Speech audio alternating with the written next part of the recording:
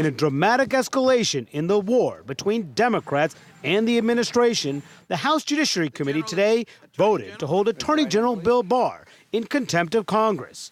We did not relish doing this, but we have no choice. For defying a subpoena to turn over the full Mueller report and the underlying evidence. There can be no higher stakes than this attempt to arrogate all power to the executive branch away from Congress and, more important, away from the American people. We've talked for a long time about approaching a constitutional crisis. We are now in it.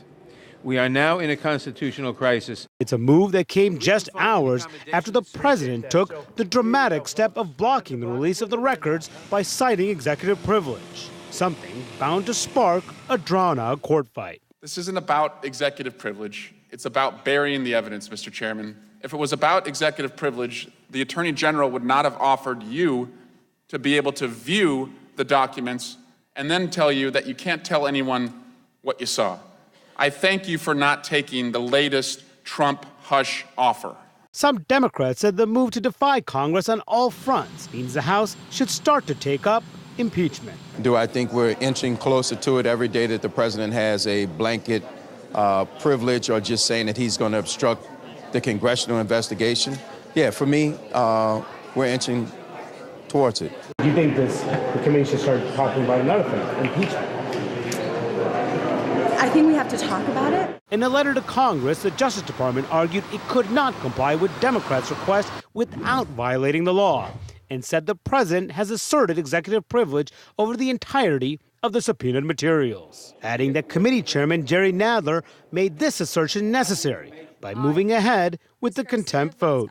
House Republicans defended the White House and attacked Nadler. We're manufacturing a crisis, saying Nadler acted in bad faith after refusing to review a less redacted report offered by the Justice Department, which has already publicly released the vast majority of Mueller's report. I think it's all about trying to destroy Bill Barr because Democrats are nervous he's going to get to the bottom of everything. He's going to find out how and why this investigation started in the first place. The fight with the White House also raising questions about whether Mueller will be prevented from testifying before the House this month. Nadler not as optimistic as he once was. We are still planning to have Mr. McGahn appear before us, to have Mr. Mueller appear before us. The president has made that more difficult by ordering Mueller not to appear. Now, as Nadler said that we are in a constitutional crisis, I asked him, well, if we are in a constitutional crisis, why not pursue impeachment? Why are you resisting impeachment? And Wolf, he said the short answer is that may not be the best answer in this constitutional crisis. He says there are a lot of considerations for that. Not all Democrats seem to are on the same page. Some want to push for impeachment right now, a sign of the divide within the party about what to do next now that the White House is defying the requests on all fronts. Democratic Congressman Steve Cohen of Tennessee is joining us. He's a member of the Judiciary Committee. He was there throughout the day.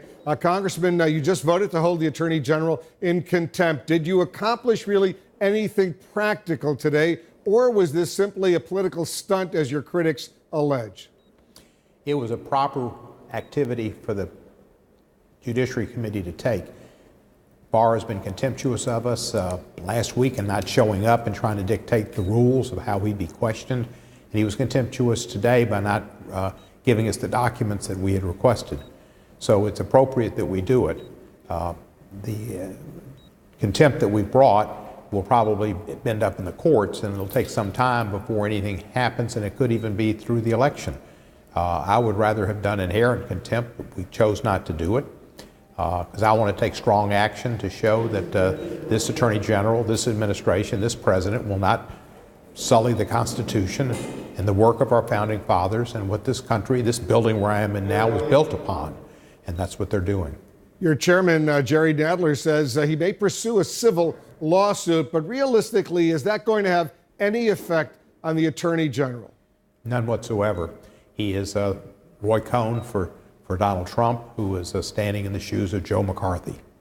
The Justice Department says that you've terminated negotiations for the unredacted Mueller report by holding this contempt vote today. Have you undermined, Congressman, your own effort to get that information? Well, we'll have to see what happens, and that's possible. That's what they'll do. They want to stonewall everything. Trump has said that they're not going to respond to any subpoenas Congress issues from any of the committees, and I suspect that they wouldn't have complied with this one. What they offered us was just nothing. They suggested additional staff would be able to go. They said that people that could participate in the hearing could keep their notes. That was their concessions. It's really the Judiciary Committee, the Intelligence Committee should both see the entire report, and that would all be appropriate. We have legislation and powers that we have that is necessary to have all that information at our disposal. But as you know, President Trump today asserted executive privilege over the entire Mueller report in response to your vote. Is that a legitimate use of executive power? I think the courts will find that it is not. They've not only have they allowed these people to testify before Mr. Mueller and or testify before grand juries, they have basically given up executive privilege. But to exert executive privilege over an entire investigation, over an entire special counsel's report, is unheard of. And I think the courts will rule on our side that that's not appropriate. But this is all part of their stonewalling, delaying tactics. Trump is just trying to stay alive. He's like the Bee Gees. He's staying alive.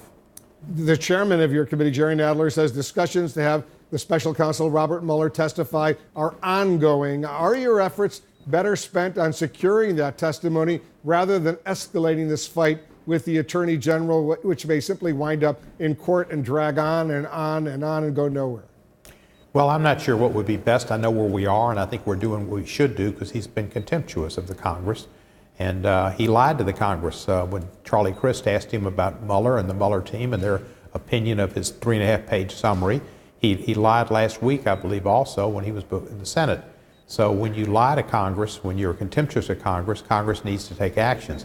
We don't need to. We've played too nice with this man, and we played too nice with the Russians. And the Russians influenced the election, and Trump's in, and they're taking all the activities they can, and they're grifting their way through to try to finish this term and see if they can't con the American public and their supporters into another term. That would be the worst thing that could happen to this country. It'd just be catastrophe, and it would be the end of America as we've known it. One final question before I let you go, Congressman. You've been getting some criticism, some flack for bringing the fried chicken to that hearing where the Attorney General didn't show up, suggesting your opinion that he's a chicken. We're showing our viewers some video of that. Any regrets for having done that? Only regret I have is that I bit into the chicken, because there's a lot of photographs and it's hard to bite into chicken and look real good afterwards. I regret that, but I don't regret doing it. I think we created a hashtag for him, and we brought to a lot of people's attention the fact that he did chicken out, that he was cowardly, didn't appear before our committee, and brought it to an audience that otherwise wouldn't have known it. People that don't watch the Situation Room, but they might watch the late night TV shows. And I think effectively it got that message out, and a visual sometimes is better than the talking or writing. And so I think we succeeded in that. And it was a bit of humor. I've always had humor in my life. Maybe it's Mrs. Maisel. I binged on Mrs. Maisel this past week, and so I was a bit Mrs. Maisel-like in that way. But I like comedy, and I thought it was a little funny. And as far as the late night TV show folks that might not have been that wild about it, you know, see if they get booked in Congress. Congressman Steve Cohen, thanks so much for joining us. You're welcome, Wolf.